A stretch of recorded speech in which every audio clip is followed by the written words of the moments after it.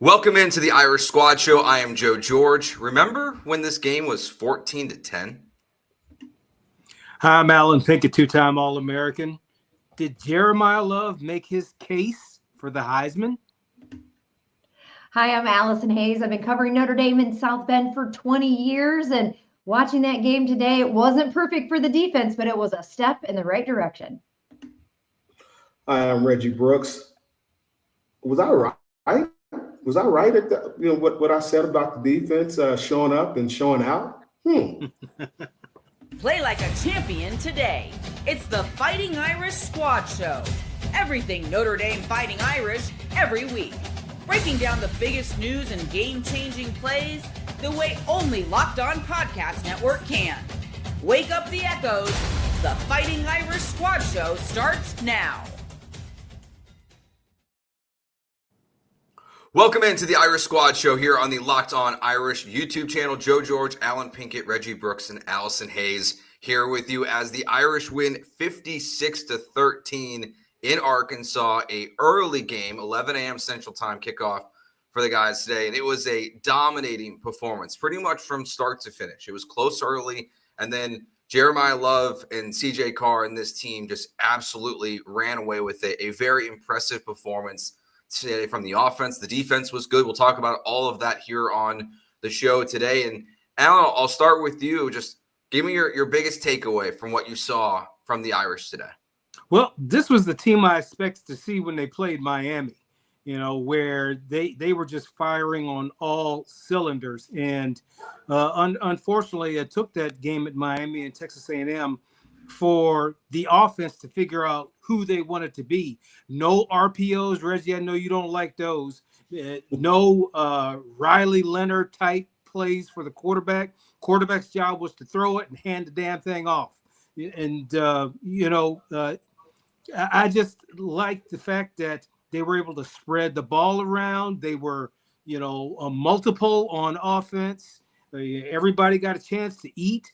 And the main thing you want to do as an offense is score. And I guess every possession they had in the first half, they scored, with the dagger being when they had they scored with 15 seconds after they got the turnover late in the first half to be able to go down and score again and really put that game away. It was, to me, it was one of those Notre Dame's back was against the wall type games. Reggie, you've been in those where maybe some people think you're down. There were people calling for an upset because Arkansas had, this, superhuman offense that they brought into the game. But anytime you doubt this Notre Dame team, they have a way of rising up. And that's just been the history of the squad. And to be completely honest, didn't surprise me that they would do it on the road. I personally liked going on the road more than I did playing at home. One of the reasons was because at home we had to stay in Moreau Seminary. I didn't know you didn't have to do that, Reggie, which it was terrible. If the dude next door to you snored, you could hear it. It was some of the worst sleep I ever got. But when we went on the road, we had cable TV. We stayed in the nicest hotels. They would spare no expense in terms of food. So Notre Dame, when they travel, and Allison, I know you can attest to this, they do it right. They find the best hotel in town, and you feel like a king when you travel with Notre Dame. So you take that feeling into the game. And I've always enjoyed the feeling of going into somebody's house and just taking it over. I'm not only going to come in your house and eat all your food, I'm going to lay on your couch and put my feet up on the couch with my shoes on. So it was one of those, yes, it was one of those dominant type performances that they definitely needed. And I like I don't know if people were able to see some of the pregame comments by Marcus Freeman on that other channel, ESPN, but he didn't make any excuses. There was also mention about we don't have to panic. He's like, hell no, we need to panic. So each game is its own entity. And I just like the focus of take it one play at a time, one game at a time, And then if you do that and handle your business, then what you want in the future should be there. Alice, what was your biggest takeaway from the game?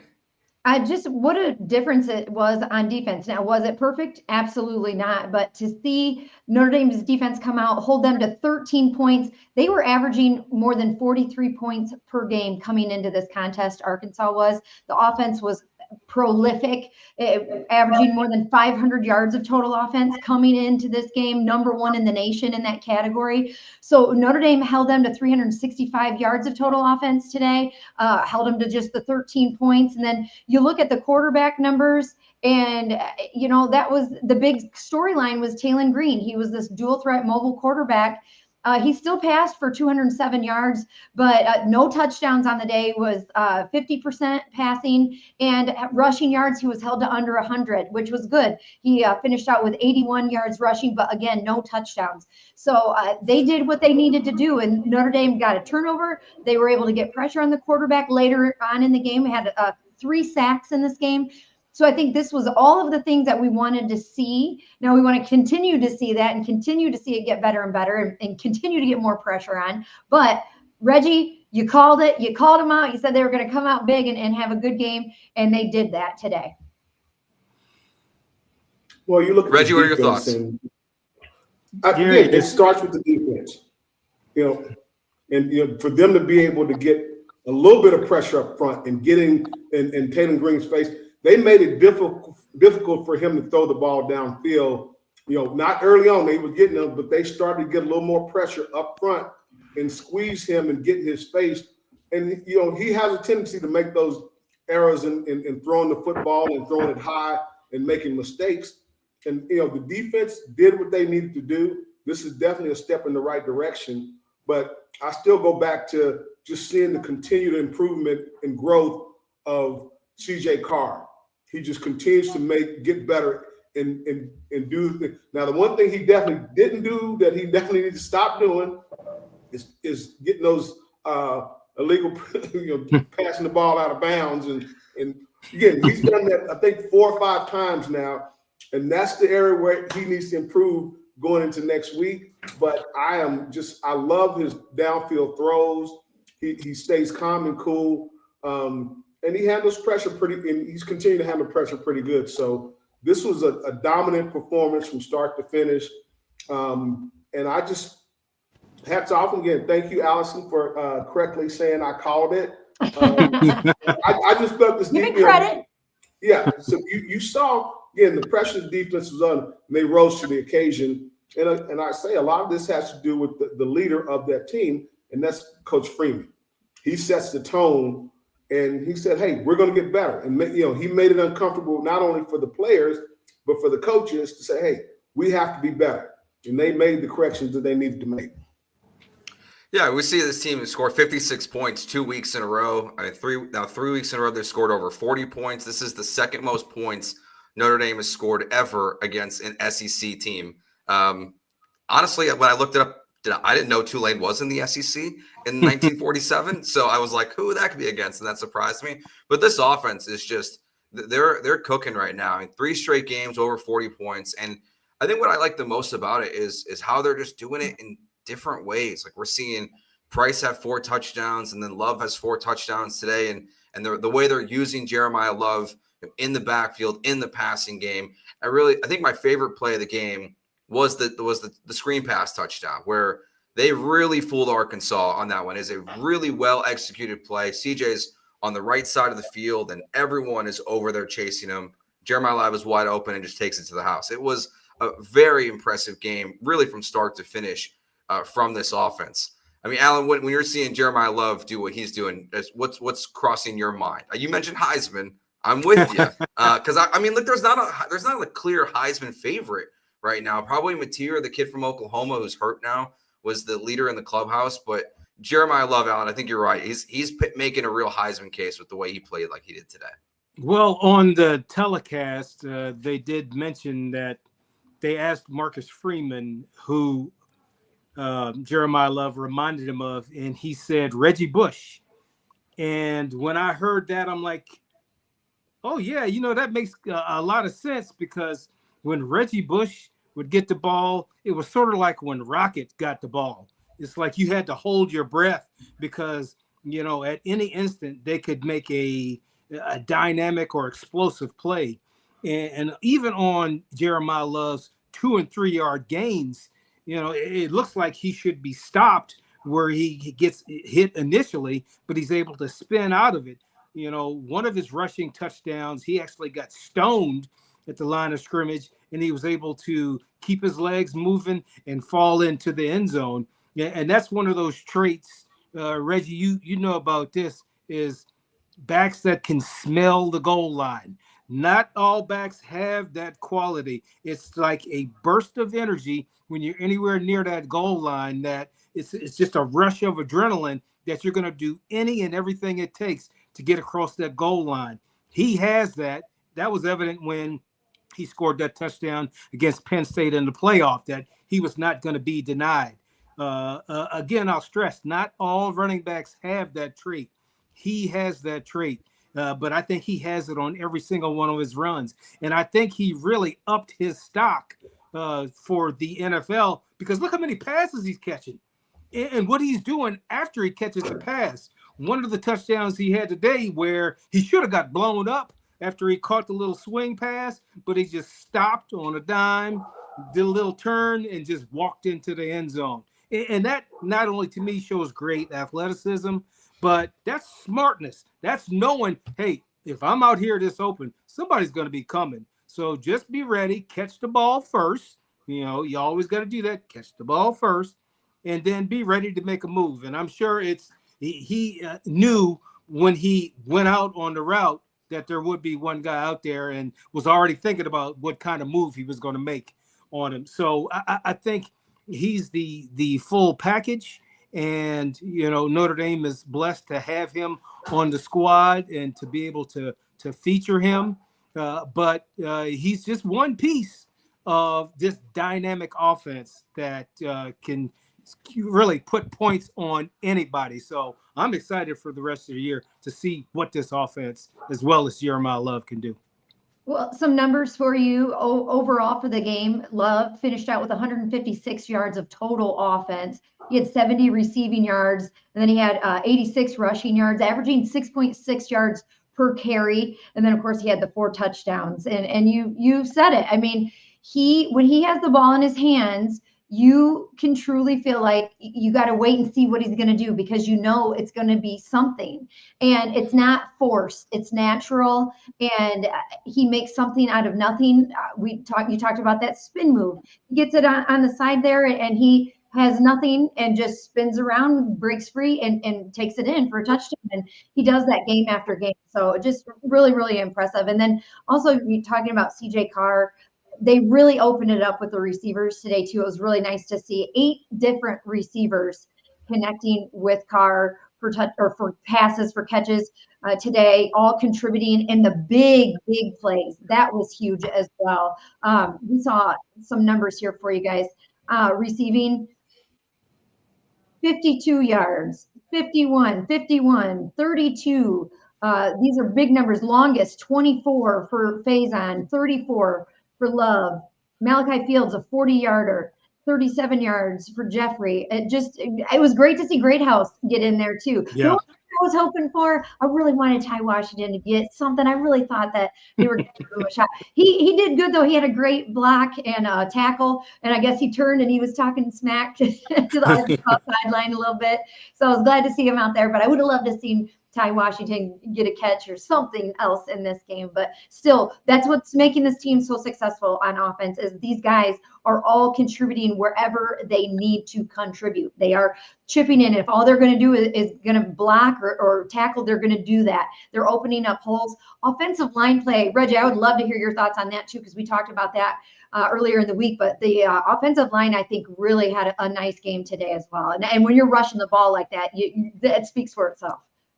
Well, like I said, it starts with the offensive line coming off the ball, and that's what they set the tone early of coming off the ball. And you could see, I was seated in the end zone, so I could see the formations when, the defense was in over front, under front. But I just saw, and I've said this before, you can tell when our guys are going to pass set versus run block.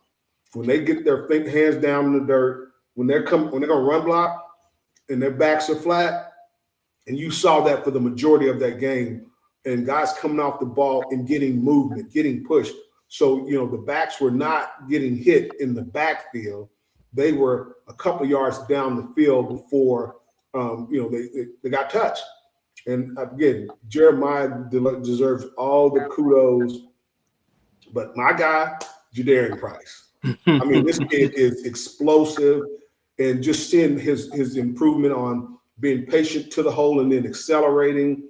He's another one. Again, he had a couple of touchdown reception where again he made a guy miss, and that's one of the things that you love about a running back. When you have running backs that can make a guy miss, and the offensive linemen love that to say, "Hey, I want to block for this guy." Receivers want to block for the guy because they know, hey, if I just get in the guy's way, this guy, he's going to make that guy miss, and he's off to the races.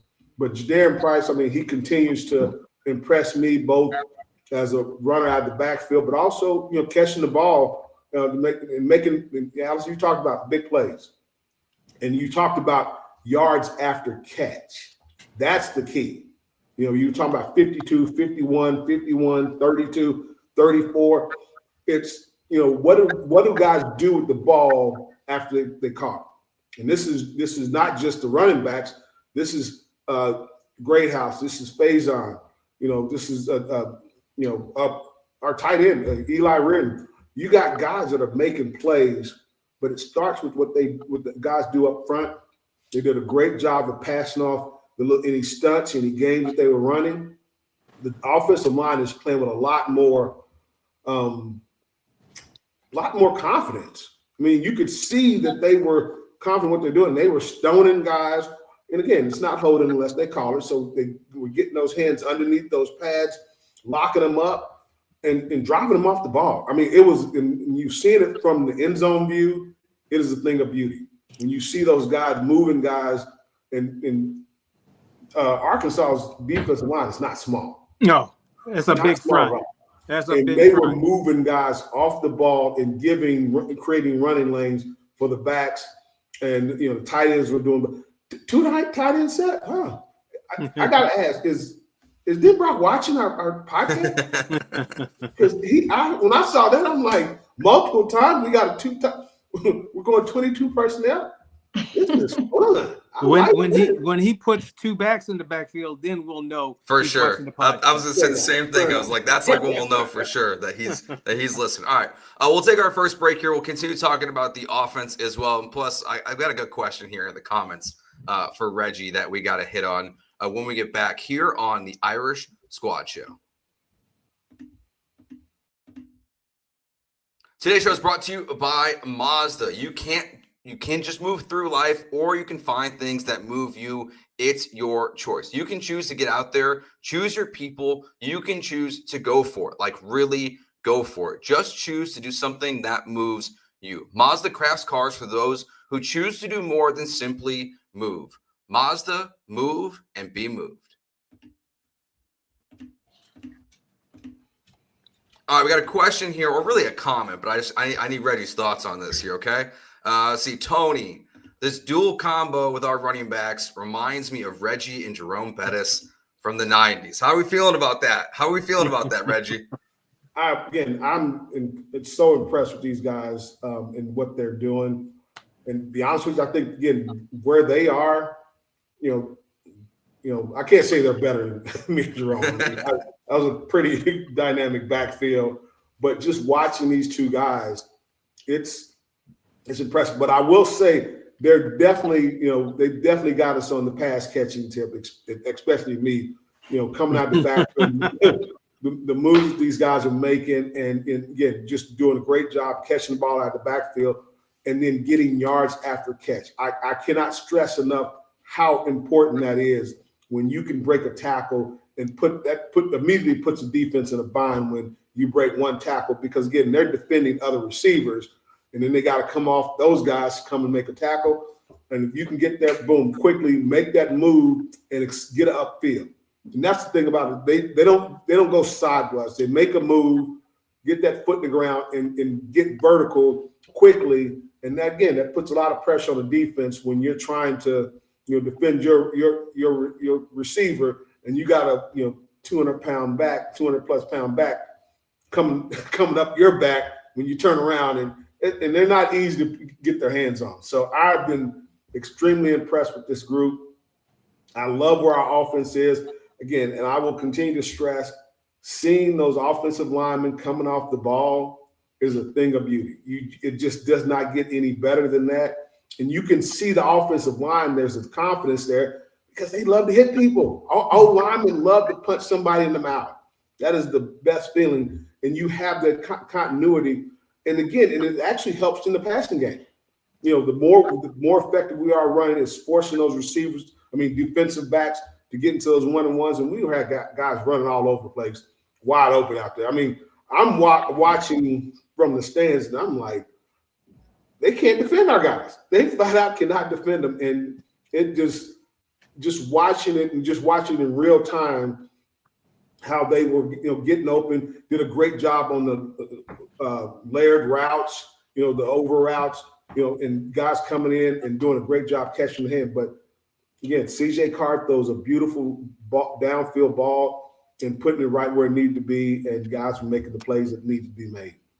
Hey, just to chime in on that, you're talking about Jadarian Price and his ability with the yards after the catch. He had the one reception today, and he had a 35-yard touchdown.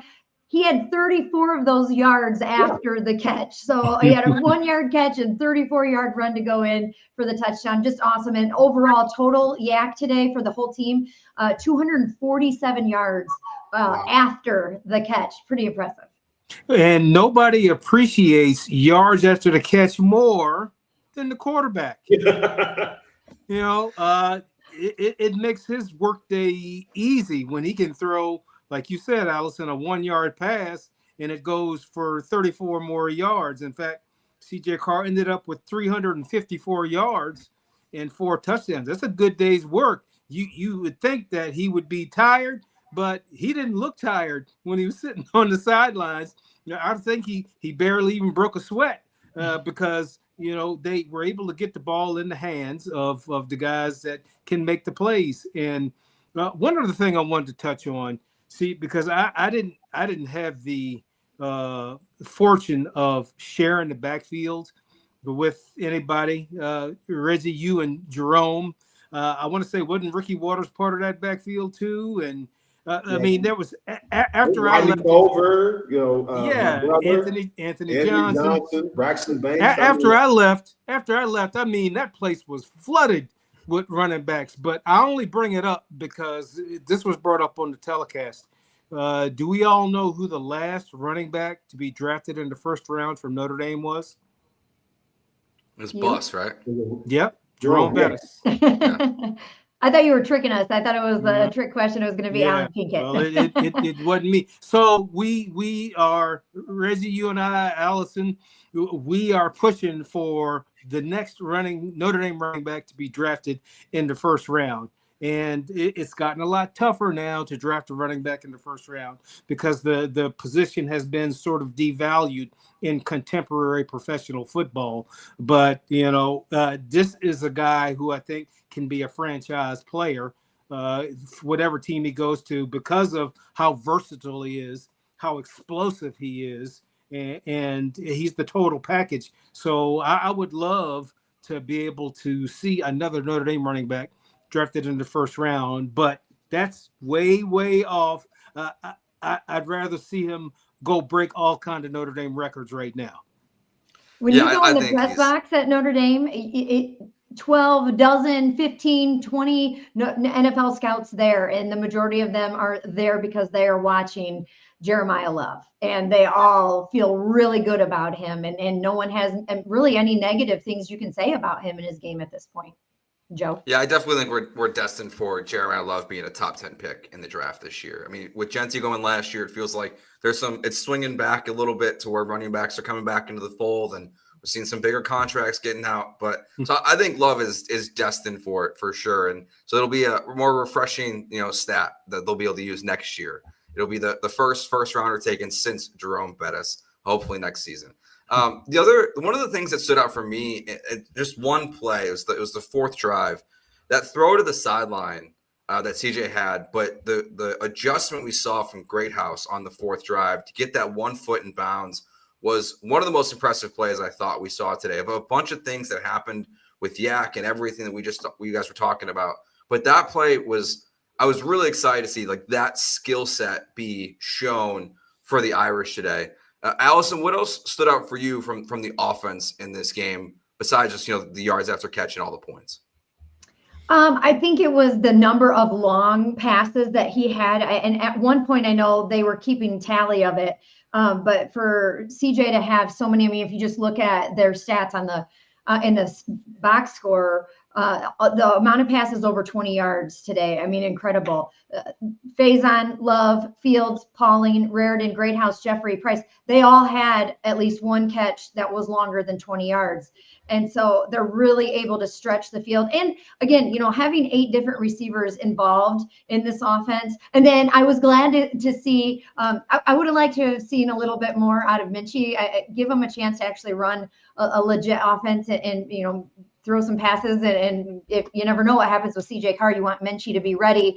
And they were blowing him out at that point. So get him in there, get him some real legit, plays. But to see him get in, to see Aeneas Williams get in, that was another one. Aeneas Williams is so good. And he's right now just waiting in the wings. And, you talk about being unselfish, but he's waiting his turn right now. That every time he gets in the game, he does something in the game. He had 2 attempts at rushing today. He had 20 yards, but he had a touchdown. As long as 117 yards for the day, that's a pretty darn good average there. And so, and of course, that's at the end of the game, they're already up by however many they were at that point, 40 points. But, he's the future, because I think we have to enjoy Jeremiyah Love and Jadarian Price while we have them in South Bend, because this is it for them, I'm going to say. They're going to be gone after this season. So Aeneas Williams is really kind of the future there in that running backs room. Alan? Well, I was really impressed with how CJ Carr took command of the offense. And, my thing is, why didn't we turn this guy loose sooner? Now, I know it took a couple of games to figure out he's not Riley Leonard. So we don't need to try to run him. In fact, he only ran one time today on a scramble, and it was effective. That's all we need to see him run is in a situation like that. But he's playing like a 3-year vet right now. He's not playing like it's his first time being behind center or in the shotgun. So just the maturity he's been able to show in such a short time, and the fact that the coaches were able to move the playbook in a direction that benefits him and benefits the team more, not doing RPOs. Reggie, I know you kept saying that for week 1, no more RPOs. No, if you're going to run it, hand the damn thing off. So I just like the place where CJ is now. I like his distribution of the ball. I like his placement of the ball. He almost got one picked off today, but we got lucky. But there were some other throws that were really, really sharp. There was one throw, I guess it was to Faison over on the side, where it looked like it might have been picked. It was going to be a long, long throw, but Faison was able to get it, advance the ball, get another first down, get another explosive play. So he's got a strong arm, and it was meant to throw downfield. But I'm really, really impressed with his accuracy, and I like the fact that Notre Dame will continually go downfield with him, because in the broadcast they even said the running game was so good that they needed to bring a safety down to play man-to-man, but they didn't want to do that because the ball was going over the top so much, and they didn't want to give up big plays either. So, when you get a defense in a bind like that, then, you got them right where you want them. All right, we'll take our next break. We'll talk more about what we saw from Notre Dame in this game, the offense, the defense. We'll hit more on the defense on the other side, because while Arkansas scored some points early, for the most part, the Irish shut them down. Again, we'll get to all of that next year on the Irish Squad Show.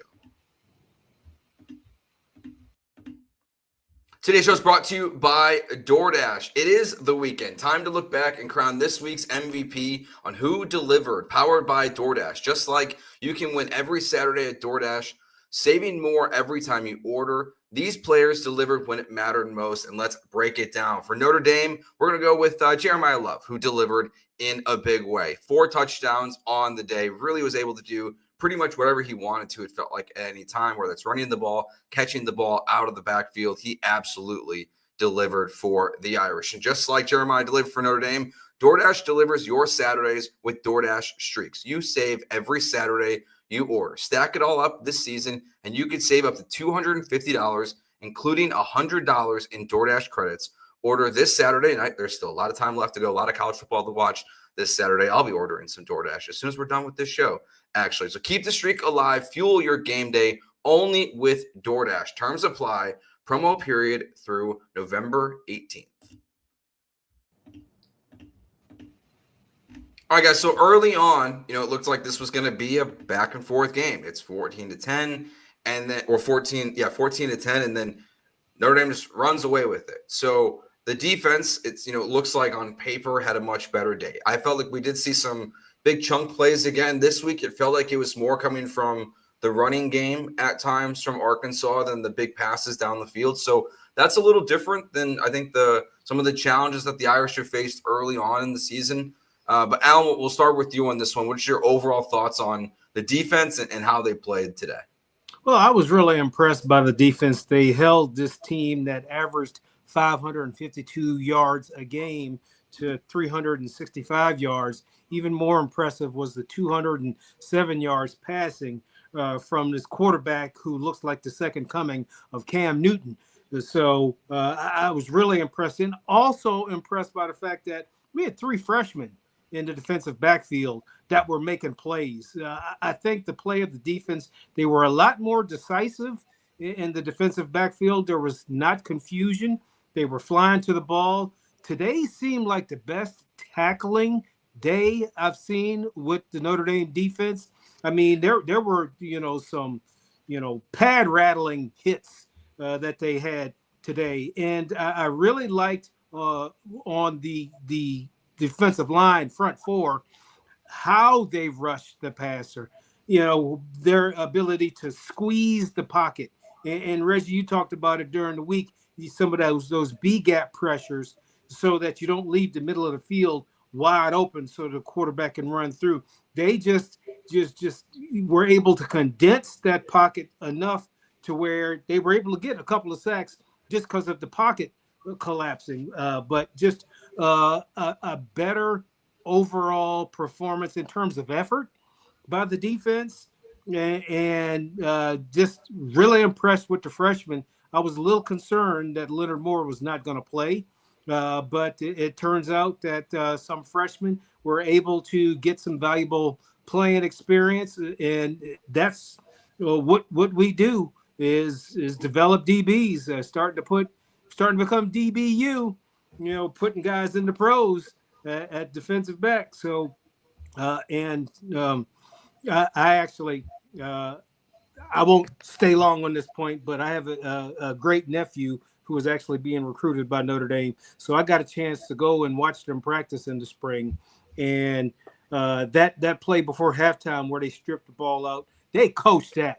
And they have a number of drills designed to punch the ball out a lot of different ways. And I was sitting there thinking, damn, I'm glad they didn't coach that way when I was playing, because I would have had like 100 fumbles, because how they go after the ball.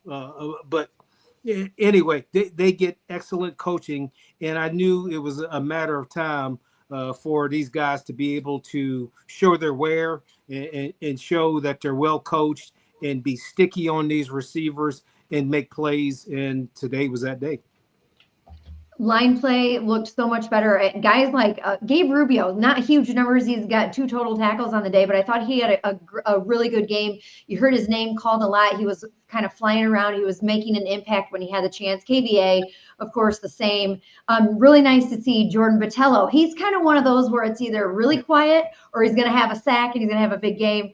He finished with 3 total tackles and the sack. Of course, that equals a tackle for loss. But also, you look at Boubacar Traore. He continues to be a guy that they can rely on. He had 4 total tackles. He had the 3 solos, the sack, and then Adon Schuler coming back from the targeting where he missed the first half of last week's game. He had a huge game. He led the team in total tackles with 9.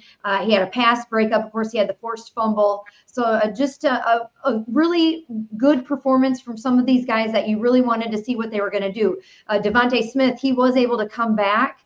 His numbers are not huge on the day, just 1 total tackle for the day, but you got him back in there, and then you see, there was question like, well, Dallas Golden or the freshman, are you going to get him back in there? How do you get these guys moved around, still get them some playing time and get them some action? And they were able to get Golden on the field. He had 2 total tackles, really no mistakes. So just really good. Christian Gray, he had a pass breakup. And he's building off of his performance from last week. So just, name dropping a lot of guys, but there's a lot of guys that are getting involved. And Drake Bowen, he just continues to grow. I think one place that they've been sort of missing that leadership and the veteran aspect of it was at middle linebacker. You talked about losing Jack Kaiser. Before that, it was JD Bertrand. So they've had some years with some really experienced players playing in that position. And Drake is still a really young player, and but he is a captain, and he's showing that he deserves to be in that spot. He has 2 quarterback hurries in this game, 4 total tackles, but he's the guy that if he gets a hand on you, you better watch out, because he is going to make you feel that tomorrow they're going to remember that hit that he laid on him. Reggie, what you see from the defense today? Well, the guy that stood out to me was Adon Schuler, getting him back, and he is a playmaker in the back end of that defense, and he helps get guys lined up, and he kind of pulls that secondary together, and he does a great job of attacking the football, coming up, and Alan talked about it. Definitely a better game of tackling from this defense. Guys are flying around, and it looked like guys actually knew what they were doing.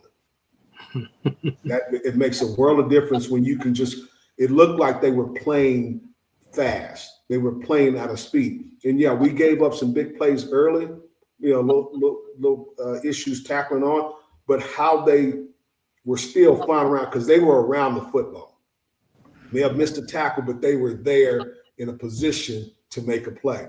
And, if you're consistently in a position to make a play, eventually you will.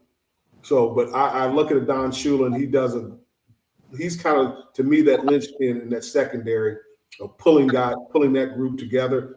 And got to agree with Allison, Jordan Botelho.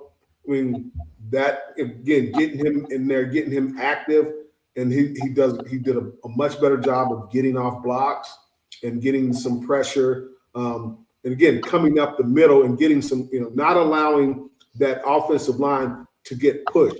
Early on, they were moving us, and you could see it. They were, like I said, double teams, and they were pushing up and getting up to the second level.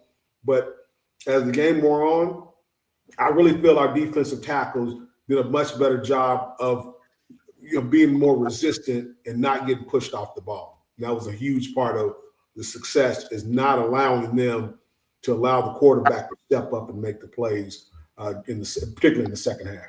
Well, I'll just add in onto that for the past 3 weeks, I was just so tired of seeing guys so wide open and, no one around the receiver. But today it seemed like every pass was contested, maybe a couple.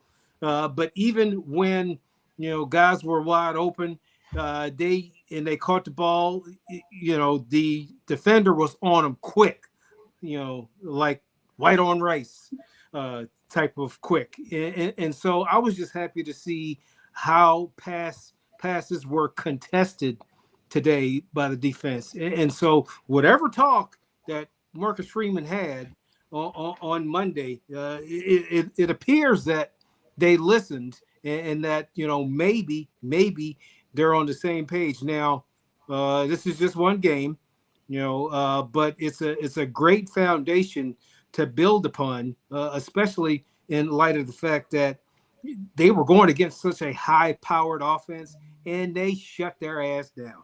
And so I think the defense should be walking around with their chest stuck out and feel good about their performance, but know that it doesn't get any easier. But at least you've got a confidence level now that if you execute the way you did today, you're more than likely going to have, the ball bounce your way.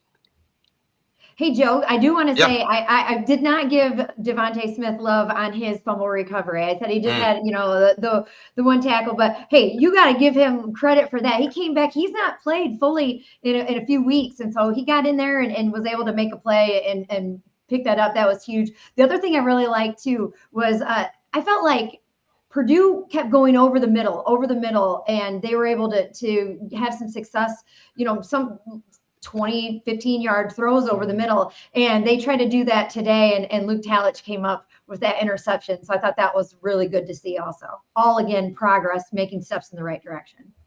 Yeah, I think we saw a lot of, you have guys getting healthy, guys who are playing full games, and you have guys that you still obviously need to get back and get healthy. But I think we saw steps in the right direction. One of the things that, just going back to the very beginning of the game is just there's a big 33-yard, play down the field, and Arkansas is moving on the first drive, but then you get off the field. You hold them to a field goal in which I thought Arkansas was going to go for it, because of what their offense can typically do. But to get off the field there, to not allow a touchdown, the Irish were they made Arkansas be 1 for 3 on fourth down conversions today. So obviously they were playing a little desperate there in the second half. But you need big plays and big moments, and I do feel like that's where Notre Dame, where the defense was checking those boxes, and today feels like one of those games where. Yes, it's going to there's going to be, USC, who unfortunately for Notre Dame lost today to Illinois. We needed that win to help their rankings and help the Irish for the playoffs. But there is going to be more challenging offenses you face again this season. But I feel like today was a good building block game for this defense of where this team could be, throughout the season. We didn't hear Notre Dame complain about that 11 a.m. Central Time kickoff like we heard Lincoln Riley complaining about it. Now we know why, right? He was giving his players exactly. He's just giving his players an excuse before they even walked onto the field to blame it on 11 a.m. Central, whatever. Yeah, it's no big deal. Yeah, and the thing that I wanted to mention is that when Notre Dame plays like this, even though they have 2 losses, it's the national media talking about them potentially making the playoffs. It's not us. We are hoping for it. But when they continue to, beat down teams like this, they sort of remove doubt that, this might be one of the 12 best teams in the country. Now, there's a long way to go, and you just got to go game by game. But if they continue to play like this, how do you keep them out of the playoffs? Well, they are proving that they are a good team, and they struggled early, but good teams figure it out, right? You can get beat down a little bit, but they are working through it, and they're figuring out how to win games.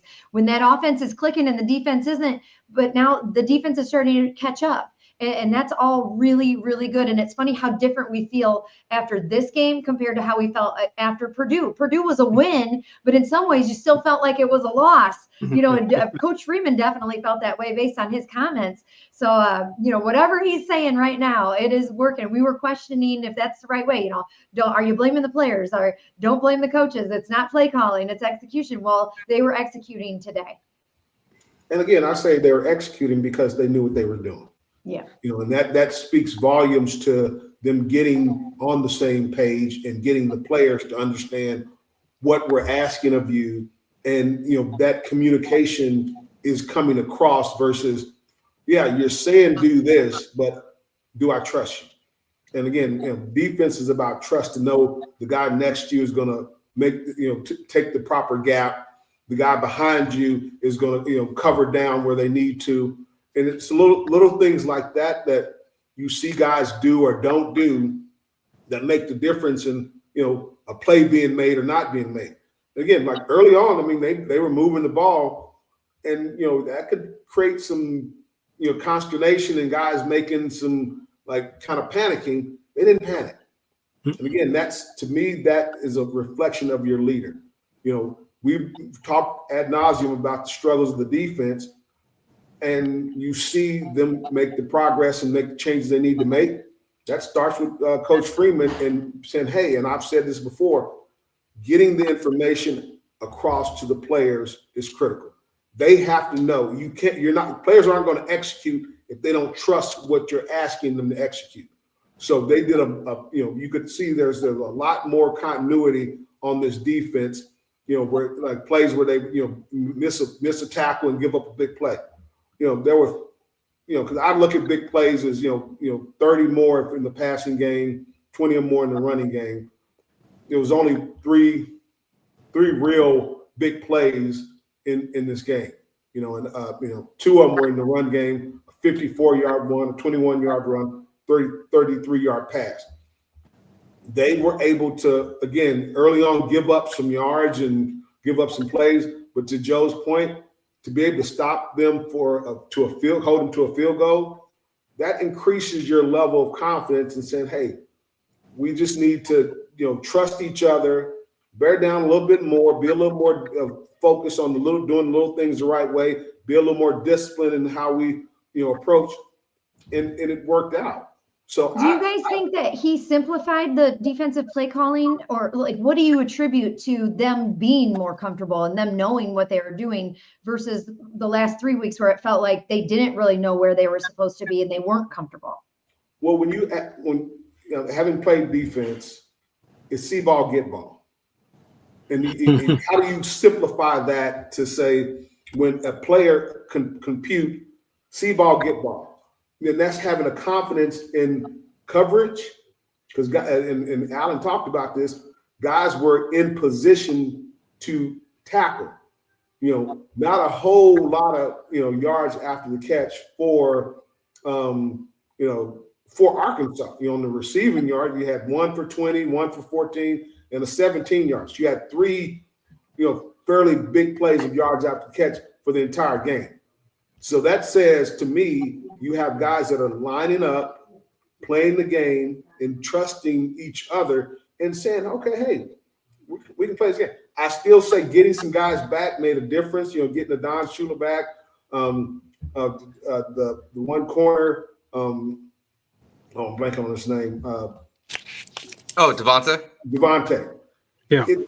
Getting guys back, because that actually helps the younger guys, step up, because they know, hey, I got my guys here, protect my back. He's got my back. So when you're able to play fast, it's a testament to the coaches that, hey, you're getting the information across to the player, so they're not thinking. That's what see ball, get ball is. You don't process, like, oh, well, do I go here? No, you see it, you go get it, because you know what you're supposed to do. Yeah, and to add on to that, that is like the correct pursuit angles, the areas to stand in, because they anticipate crossers coming over the field. You've watched it on film all week, so you may want to guess and maybe get a little more in the middle of the field, but you've got to stay on your part of the field, because the ball's going to be coming that way eventually, and you're in the best position to make a play where you're situated at that time. I think that was my best attempt to explain defense, having not played defense since high school. All right, we'll take our final break here, get our final thoughts on the big Notre Dame victory. We'll get to that next year on the Irish Squad Show.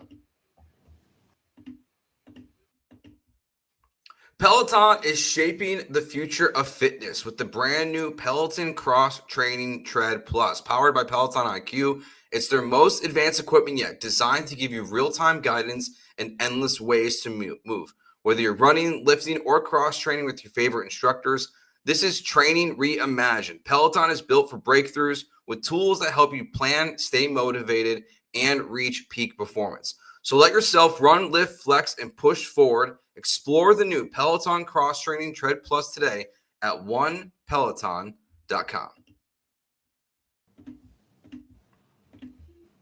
All right, guys, final thoughts here on what we saw from Notre Dame today. I mean, again, it was a great victory. It was an easy victory for the most part. We've covered the offense, the defense. Really so many impressive things happened in this one. But I think for me, it's just, again, the development of CJ Carr is what is exciting me, making me the most excited, because as you know, you need things to break your way to make the playoffs this year. Like when you think about the future of Notre Dame, that's kind of where my eyes are drawn to the most, is in game action. It's just like, what is this kid looking like week in and week out? And to see his development from where the season started, where I think there was a lack of, I don't know if it was trust or they just didn't want to dump the whole playbook on him in that Miami game, to where he was at today. He just continues to impress me in ways that I honestly can't even imagine seeing a Notre Dame quarterback play at this elite of a level already in just his fourth start of his career. Well, I'll put it this way. I wish we had this offense when we played Ohio State in the national championship. Mm-hmm.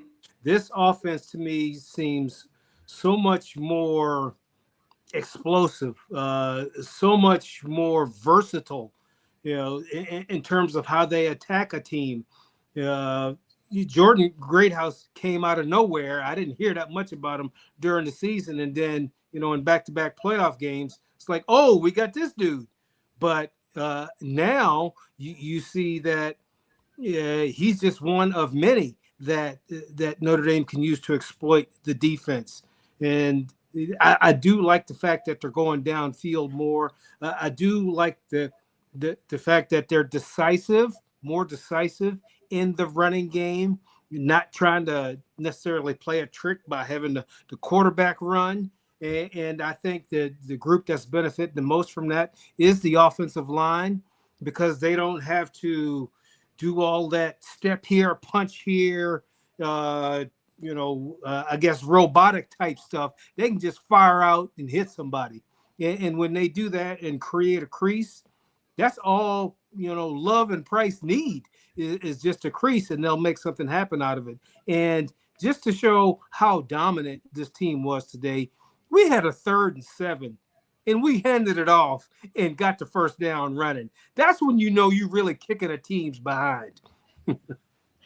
Alan, I feel like our first show that we did, you said something along the lines of, and that was after the Texas A&M loss. They are now, at that point, they were 0-2, and you said it really takes about 4 games for teams to figure it out, and they are now at game 4 and at 2-2, and it did feel like they started figuring it out today. And you have that offense where now you feel like, okay, you didn't want to not take advantage of this incredible offense that the Irish have put together. And it's different. We're not used to having an offense like this. At least I've been covering them for 20 years. And, you have good offenses here and there, but the numbers that they're putting up and the balance that you talked about, there's a wealth of talent. It's not just, one guy here, one guy there. You got 8 different receivers making catches. You got all the different rushers, the running backs, getting their hands on the ball. And when they get their hands on the ball, they're doing something special with it.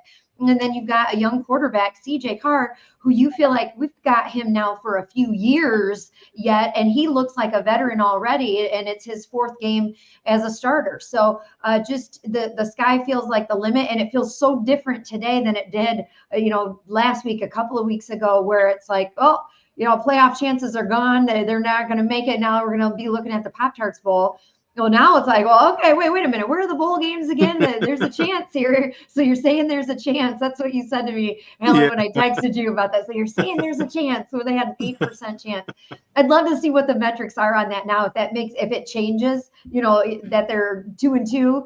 But you look at the schedule and you do feel like they could win out. Legitimately, they could win out. And if they're putting up the numbers that they're doing right now, they are going to put themselves right back into that conversation for the playoffs. So this is a very different feeling. It's a good feeling. And I think it's something that they can really build on now that they're heading back home and they've got Boise State coming in. You did mention, though, Alan, about, playing on the road versus playing at home. And playing at home has been sort of an Achilles heel at times for the Notre Dame team, where they're losing to teams that they shouldn't lose to, especially at home. So I like them on the road. I want to see how they continue to grow and handle now winning and handle the maturity of that, and not taking anyone for granted or looking past them, because they cannot afford to do that at this point. Well, to me, 210 yards, 4 touchdowns, 5.3 yards per carry. That's it in a nutshell for me. Yeah. Because when they're running the ball effectively, then you get the 350-yard passing game, because it's a little easier for CJ, because running a running game that travels wins you ball games. And again, this started off, they came out running, we eventually were able to get them stopped, but they couldn't stop our run game. And that opened things up and created those passing lanes for CJ to do it. He did 73% completion, 4 touchdowns, 0 interceptions. That's not a bad stat line for a young QB. That's I think Not bad. But they wouldn't be upset with that. But you see him continue to improve, the confidence that his teammates have in him just by watching him play. But it all starts with that run game, and again, them allowing them to hand the ball off and let these guys, because again, they were stopping us early on. We were getting 3 yards here, 4 here, and again, our offensive line wore them down. Because again, you look at it in the lack of discipline from Arkansas, it showed. And we took that crowd out of it. I mean, I was there. And I'm looking at the stadium, and they are rabid. I mean, the fans are rabid. They're just excited. And that first drive, they were pig suing it all day long. It looked like a jailbreak at halftime. Oh my God! It looked like everybody was leaving. He was like, "Where'd all the students go?" We used to. I used to broadcast with Darryl Walker, and he had a definition for. He called it the traffic buster. There was a play that was going to be the traffic buster that was going to make everybody get up and leave. So by the time he got to his car leaving the stadium, he didn't have any traffic. So that traffic buster came early. Early. Yeah, but I wanted to go back to something you said, Allison, about some of the woes of playing at home. And I think a lot of it has to do with we've got 18 to 23-year-old kids, and playing at Notre Dame Stadium in the pageantry of the stadium. And it's an awesome experience. And sometimes you feel like when other teams come in, they're going to be in awe of it, that they're going to be intimidated by it. But it's just the opposite. When teams come in here, they are inspired to play. There are so many guys that ended up getting drafted in the first round because they made plays in Notre Dame Stadium and beat Notre Dame. So as a player, you've got to know that, hey, I got to protect this like it's my mother. And you got to be able to match the energy that these other teams are bringing in, because deep down, they don't believe they can beat Notre Dame at Notre Dame Stadium. But if you keep them in the game, you toy around with them, then their confidence grows. And when that momentum switches tracks and gets on the other team, there's no way you can stop it. And then all of a sudden, oh my God, we're in a game. We should be beating this guy up. And I'm guilty of it myself, because I remember way, way back, I guess it's 40 years, might be more, when we were ranked number 4 in the country and Arizona came in to play us. And I'm like, who the hell is Arizona? And they ended up kicking a field goal and beating us. And so that was my lesson learned, that you never take for granted that the fact that playing at home is a responsibility to play your best so that you can keep everybody happy. Reggie, before we go, you were there. Coach Holtz was the honorary captain today Could you just tell us, for what it was like to be there and all the players and just to see Coach Holtz get celebrated like that again in Arkansas? It was beautiful. And again, I want to echo some of the things that Coach Holtz said in terms of the people at Arkansas. I mean, great fandom, very, very good people. And the thing that really stuck out to me were, because people talk about how nice Notre Dame is to when you come to visit. Arkansas was definitely that in terms of their staff. And they rolled out the red carpet for Coach Holtz. And, they did a masterful job of making sure, again, he has mobility issues. And that was definitely a concern coming in. But they put those concerns to rest. I cannot express how much it meant to see them, and they're like Lou Holtz fans. I mean, we were in this suite and they were jumping over to just get a picture with him. I mean, it was just and when we were down in the field, the recruits were coming over to get a picture with him. Greg Sankey was at the game.